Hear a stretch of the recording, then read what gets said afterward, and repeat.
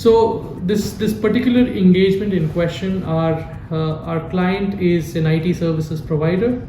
For most part of his engagements with his clients, he generally would be sending them to their offices. They would be sitting there for 5, 10, 15 days, completing the scope of the engagement and then returning back. So the client's prerogatives were very clear. They wanted a low-cost UAE solution. They did not want to invest a lot on the license cost, renewal cost, or the office space. So given these considerations, we recommended Ifza as one of the solutions for them. And fortunately for us, the client had a global business which had multiple subsidiaries. So leveraging that and our relationships with banks in UAE, we were able to get him a bank account also. And now we're assisting him with UAE payroll services and also maintenance of his annual books. So all in all, a very good experience for the client and for us.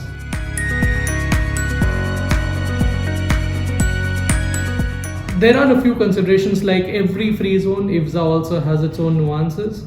There is a KYC process that all clients have to go through. There is we need attested copies of the passports and proof of addresses, and there's a small session with the Ifza authority team also to validate the engagement.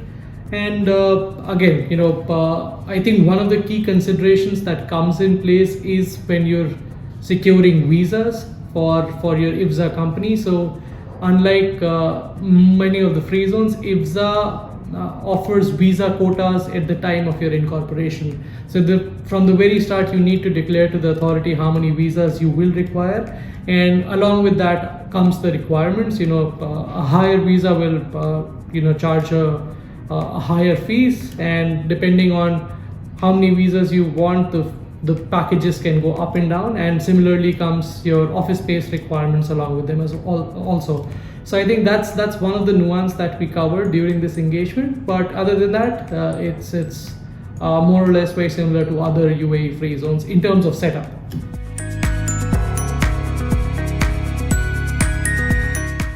So in terms of challenges, like I said, Ifza is a fairly new free zone, and the basic challenge comes in with the UAE bank account opening, because like I said, for Ifza you don't need much substance. The license cost is less, so a lot of clients go set up companies and may or may not operate businesses, might keep companies which are dormant. So there is a reputational hassle that comes with an Ifza company. But then again, because our client was a legitimate business, we were able to showcase to the bank that this is what the client will be operating.